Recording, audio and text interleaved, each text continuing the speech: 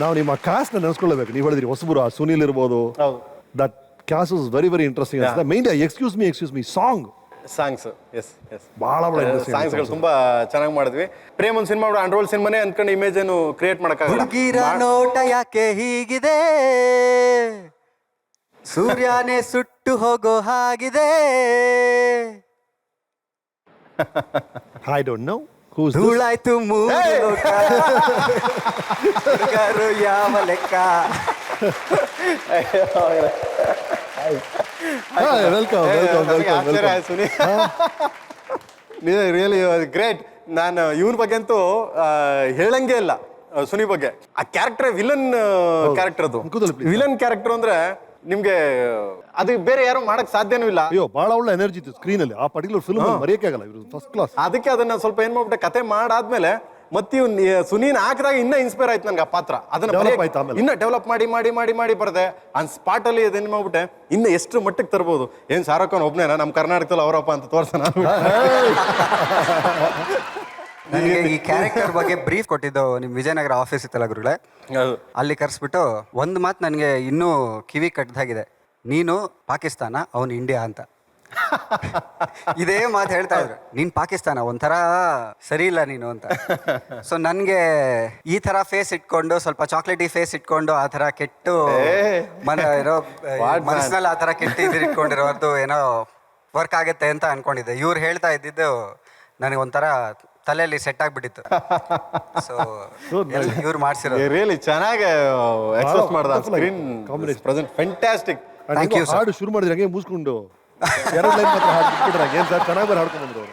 ಧೂಳಾಯ್ತು ಮೂರು ಲೋಕ, ಹುಡುಗರು ಯಾವ ಲೆಕ್ಕ, ಆದ್ರೂನು ಪ್ರೀತಿ ಮಾಡ್ತೀವಿ.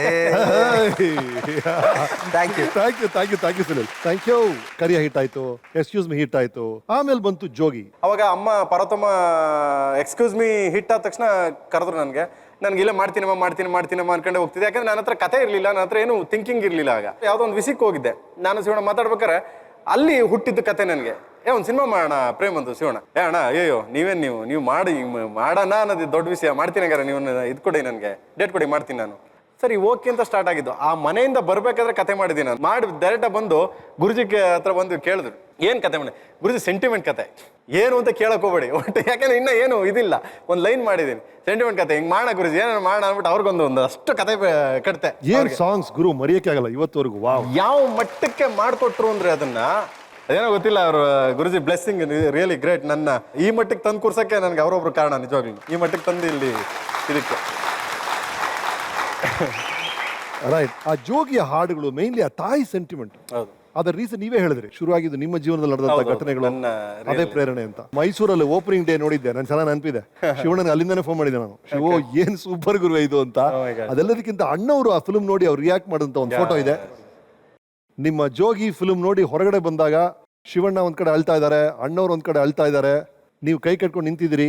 ಆ ಕ್ಷಣದ ಬಗ್ಗೆ ಹೇಳಿ. ಅವಾಗ ಸಿನಿಮಾ ನೋಡಿದಾಗ ಫಸ್ಟು ಗುರುಜಿಗೆ ರೀ ರೆಕಾರ್ಡಿಂಗ್ ಕೊಟ್ಟೆ ನಾನು ಸಿನಿಮಾ. ಸರ್ ಈ ಕಾರಣ ಏನಕ್ಕೆ ಅಂದರೆ, ರೀ ರೆಕಾರ್ಡಿಂಗ್ ಕೊಟ್ಟ ತಕ್ಷಣ ಸಿನಿಮಾ ಅವರು ಫಸ್ಟು ಸಿನಿಮಾ ತೋರಿಸ್ತೆ ಅವ್ರಿಗೆ ಒಂದು ಸ್ಟುಡಿಯೋದಲ್ಲಿ. ಬ್ಯಾಕ್ಗ್ರೌಂಡ್ ಏನು ಮಾಡಿಲ್ಲ, ಓನ್ಲಿ ಈ ಸಿನಿಮಾ ತೋರಿಸ್ತೆ. ಆದ ತಕ್ಷಣ ಒಂದು ಸೆಕೆಂಡ್ ಪ್ರೇಮ್, ನಮ್ಮ ಅಮ್ಮಂಗೆ ಫೋನ್ ಮಾಡ್ತೀನಿ ಅಂತಿದ್ದೋದ್ರು ಅವರು. ನನ್ನ ತಾಯಿಗೆ ಫೋನ್ ಮಾಡ್ತೀನಿ ಪ್ರೇಮ್ ಅಂದ್ಬಿಟ್ಟು. ಅಂದರೆ ಇನ್ನ ಮ್ಯೂಸಿಕ್ ಇಲ್ಲ, ಮ್ಯೂಸಿಕ್ ಬಂದ್ರೆ ಇನ್ನೆಷ್ಟು ಇಂಪ್ಯಾಕ್ಟ್ ಆಗ್ಬೋದು ಅಂತ. ನನಗೆ ಆ ವಿತೌಟ್ ಮ್ಯೂಸಿಕ್ ಹಂಗೆ ಬತ್ತು. ನನಗೆ ಅವಾಗಲೇ ಅನ್ನಿಸ್ತು ಇದು ಮೋಸ್ಟ್ಲಿ ರೀಚ್ ಆಯ್ತು, ಕನೆಕ್ಟ್ ಆಗುತ್ತೆ, ಹೋಗಿ ಕನೆಕ್ಟ್ ಆಗ್ಬಿಡುತ್ತಿದ್ದು. ಐ ಥಿಂಕ್ ನನಗೆ ಅಪ್ಪಾಜಿ ಮತ್ತೆ ರಜನಿ ಸಾರು ಮತ್ತೆ ಶಿವಣ್ಣ ಅವರೆಲ್ಲ ಅಳ್ತಾ ಇರ್ಬೇಕಾದ್ರೂ ನನಗೇನು ಅನಿಸಿಲ್ಲ.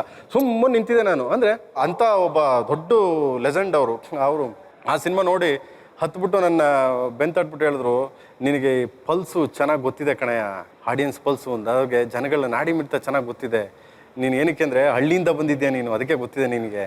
ಇವಾಗ ಎಂಥ ಸಿನಿಮಾ ಮಾಡಿದೀಯಾ ನೀನು ಅಂದರೆ ಅವ್ರಿಗೆ ಏನು ಪದಗಳು ನನಗೆ ಅವರು ಏನು ಇದಂದ್ರು ಅಂತಾರೆ ಗೊತ್ತೇನೆ ಇಲ್ಲ. ಇವತ್ತು ನನಗೆ ಹೌದಾ ನಾನಾ ಮಾಡಿದ್ದು ಅನಿಸ್ತದೆ ನನಗೆ. ಆಮೇಲೆ ಇದೇ ಫಿಲ್ಮ್ನ ತಮಿಳಲ್ಲಿ ಮಾಡಬೇಕು ಅಂತ ರಜನಿಕಾಂತ್ ಅವರು ಹೇಳಿದಾಗ ನೀವು ತಮಿಳಿಗೆ ಹೋಗದೇ ಇರೋ ಕಾರಣ ಏನು? ಇಲ್ಲ, ನನಗೆ ರಜನಿ ಸರ್ ಅವಾಗ ಕರೆದ್ಬಿಟ್ಟು ಸಿನಿಮಾ ನೋಡಾದ್ಮೇಲೆ ಮನೆಗೆ ಇಮೇಟ್ ಕರೆದ್ರು. ಮನೆಗೆ ಕರೆದು ಅವರೇ ಎಲ್ಲ ಅಡುಗೆ ಎಲ್ಲ ನಮಗೆ ಇದು ಮಾಡಿಸಿ ತರಿಸಿ ಊಟ ಎಲ್ಲ ಕೊಡಿಸಿ ಆಗ್ಬಿಟ್ಟು ಅವರು ಒಂದೊಂದು ಸೀನು ಎಕ್ಸ್ಪ್ಲೇನ್ ಮಾಡಕ್ಕೆ ಸ್ಟಾರ್ಟ್ ಮಾಡ್ಬಿಟ್ರು ನನಗೆ. ಈ ಥರ ಈ ಸಿನಿಮಾನೇ ಈಗ ನಾನು ಮಾಡ್ತೀನಿ ಪ್ರೇಮ್ ಅಂದರು. ನನಗೆ ಸಡನ್ನಾಗಿ ಜೀವ ಡಮಾರ್ ಅಂದ್ಬಿಡ್ತು. ಅಯ್ಯಪ್ಪ ಶಿವಣ್ಣನೂ ಇದ್ದಾರೆ ಅಲ್ಲೇನೆ. ನಾನು ಮಾಡ್ತೀನಿ ಇದನ್ನ ಸಿನಿಮಾ ನೀನು ಡೈರೆಕ್ಟ್ ಮಾಡು ಅಂದರು. ನನಗೆ ಒಂದು ಕ್ಷಣ ಇದು ಮಾಡೋಕ್ಕಾಗಲ್ಲ, ಏನು ಸೂಪರ್ ಸ್ಟಾರ್ ಕೇಳ್ತೀರಾ ಮಾಡೋಕ್ಕೆ ಎಸ್ ಅಂದ್ಬಿಡ್ಬೋದು. ನಾನು ಇಲ್ಲ sir give me please time ಅಂದ್ಬಿಟ್ಟು ಎದ್ದು ಬಂದರೆ ಸುಮಾರು ತಿಂಗಳಾರ್ಗಟ್ಲೆ ಯೋಚನೆ ಮಾಡಿದೆ ನಾನು ಅವ್ರ ಬಗ್ಗೆ. ಯಾಕಂದ್ರೆ ಸೂಪರ್ ಸ್ಟಾರ್ ಬಂದ್ಬಿಟ್ಟು ಹತ್ರ ಜನ ನೋಡಲ್ಲ ಖಂಡಿತವಾಗ್ಲು. ಯಾಕಂದ್ರೆ ರಜನಿ ಸರ್ನ ಬೇರೆ ರೀತಿಯಲ್ಲಿ ನೋಡಿದ್ದಾರೆ, ಕಮಲ್ ಸರ್ನ ಹಂಗೆ ನೋಡ್ತಾರೆ, ರಜನಿ ಸರ್ನ ಬೇರೆ ರೀತಿಯಲ್ಲಿ ನೋಡಿದ್ದಾರೆ.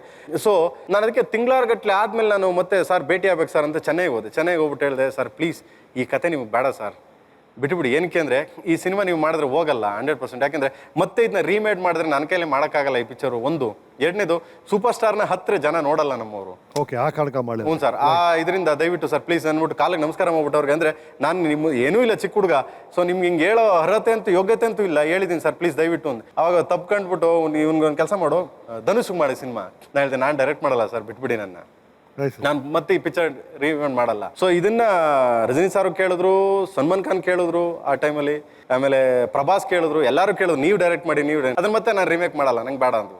ಈ ಡೈರೆಕ್ಷನ್ ಪೀರಿಯಡ್ ಒಂದು ಮುಗಿಯುತ್ತೆ, ದಿನಂತ ನೀವು ಆಕ್ಟರ್ ಆಗಬೇಕು ಅಂತ ನೀವೇ ಆಸೆ ಪಟ್ರ, ಅದು ಹೇಗೆ ಬಂತು? ನನ್ನ ಪಡೆಗೆ ನಾನು ಆರಾಮಾಗೆ ಡೈರೆಕ್ಟ್ ಮಾಡ್ಕೊಂಡಿದ್ದೆ. ಕೆಲವ್ರು ಏನು ಮಾಡ್ಬಿಟ್ರಲ್ಲ, ಪ್ರೇಮ್ ನೆಕ್ಸ್ಟ್ ಸಿನಿಮಾ ಆಕ್ಟ್ ಮಾಡ್ತೇನೆ ಅನ್ಕೊಂಡು ಬರೋದ್ರು. ಆಮೇಲೆ ನಾನು ಬೇಡ ಸುಮ್ಮನೆ ಇರಪ್ಪ, ನಮ್ಗೆ ಯಾಕೆ ಬೇಕು ಅಂತ. ಕೆಲವ್ರು ಅಂದ್ಬಿಟ್ಟೆ ಏನಕ್ಕೆ ಯಾವುದು ಬಿಟ್ಟಿಲ್ಲ ನೀನು, ಏನಕ್ಕೆ ಯಾಕೆ ಬೇಕು ಅಂತ ಹೇಳ್ತೀಯ, ಮಾಡೋಣ ಸರ್. ಹೇಳ್ದೆ ಮಾಡೋಣ, ಯಾಕೆ, ಹೌದು ಕರೆಕ್ಟು ಮಾಡೋಣ, ಅದೇನು ದೊಡ್ಡ ವಿಷಯ. ಸೊ ಚಲ್ರೆ ಅಂದ್ಬಿಟ್ಟು ಅದಕ್ಕೊಂದು ಸ್ಕ್ರಿಪ್ಟ್ ಮಾಡಿದ್ವಿ. ಓಕೆ, ಬಟ್ ಎಂಜಾಯ್ ಮಾಡಿದ್ರೆ ನೀವು ಡೈರೆಕ್ಷನ್ ಎಂಜಾಯ್ ಮಾಡೋಷ್ಟು ಆಕ್ಟಿಂಗ್ನ?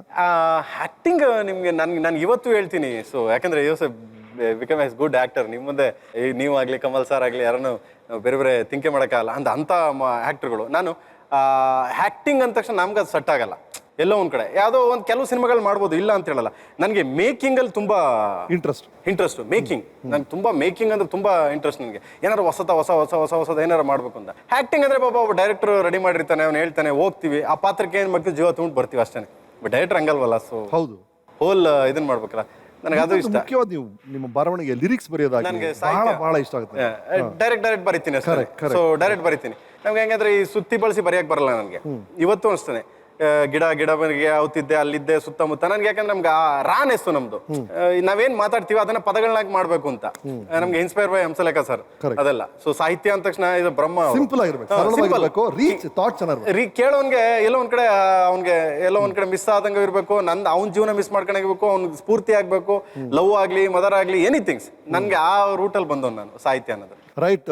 ಪ್ರೇಮ್ ಅವರೇ, ಇಷ್ಟು ಈ ಜರ್ನಿ ಎಲ್ಲ ಆದ್ಮೇಲೆ ಈಗ ಒಂದು ಬಹಳ ಸುಂದರವಾದ ಹಂತಕ್ಕೆ ತಲುಪಿದಿರಿ. ನೀವು ಒಂದು ಅದ್ಭುತವಾದ ಸಿನಿಮಾನ ಅನೌನ್ಸ್ ಮಾಡಿದಿರಿ, ಕಲಿ ಅಂತ. ಚಿತ್ರದ ಬಗ್ಗೆ ಹೇಳಿ. ಸುದೀಪ್ ಮತ್ತೆ ಶಿವರಾಜ್ ಕುಮಾರ್ ಜೊತೆಗೆ ಆಕ್ಟ್ ಮಾಡ್ತಾರೆ ಅಂತ ಕೇಳಿ ಬಹಳ ಖುಷಿ ಆಯ್ತು ನಮಗೆ. ನಾನು ಶಿವಣ್ಣಗೊಂದು ಸಿನಿಮಾ ಮಾಡೋಕ್ಕಾಗಿತ್ತು, ಸುದೀಪ್ ಅವ್ರಿಗೊಂದು ಬೇರೆ ಸಿನಿಮಾ ಮಾಡೋಕ್ಕಾಗಿತ್ತು. ನಾನು ಮಾಡಿದೆ ಒಂದು ಸಿನಿಮಾ ಮಾಡಿದ್ರೆ ಬೇರೆ ತರ ನಾವು ಏನಾದ್ರು ಟ್ರೈ ಮಾಡೋಣ ಅಂದ್ಬಿಟ್ಟು ನಾನು ಇಬ್ಬರನ್ನೂ ಕೇಳಿದೆ, ಮಾಡ್ತೀರಾ? ಎಸ್, ವಿಲ್ ಡೂ ಇಟ್ ಅಂದ್ರು. ದೆನ್ ಇಲ್ಲಿ ಸ್ಟಾರ್ಟ್ ಮಾಡಿದೀನಿ, ಟೈಟಲ್ ಲಾಂಚ್ ಮಾಡಿದೀನಿ. ಇವಾಗ ಕಥೆ ಆಗಿದೆ, ಸ್ಕ್ರೀನ್ ಪ್ಲೇ ಮುಗಿದಿದೆ. So started dialogue version start ಮಾಡಿದ್ದೀನಿ. ಇಲ್ಲಿಂದ 3 ಲ್ಯಾಂಗ್ವೇಜ್ ಮಾಡಬೇಕು ಅಂತ ಕಮಲ್ ಸರ್ ಕೇಳಿದ್ದೀನಿ, ಕಮಲ್ ಸರ್ ಕಥೆ ಹೇಳಿದ್ದೀನಿ. ಆಮೇಲೆ ಇನ್ನು ತೆಲುಗಲ್ಲಿ ಇನ್ನೂ ಒಂದು 2-3 ಕ್ಯಾರೆಕ್ಟರ್ಗಳನ್ನ ಇದು ಮಾಡ್ತಾ ಇದ್ದೀನಿ. ಸೊ ನೋಡೋಣ, ಸೊ ಹೆಂಗೆ ಹೋಗುತ್ತೆ ಪ್ರೊಸೆಸ್, ಹಂಗೆ ಜೊತೆಲಿ ಹೋಗ್ತೀನಿ.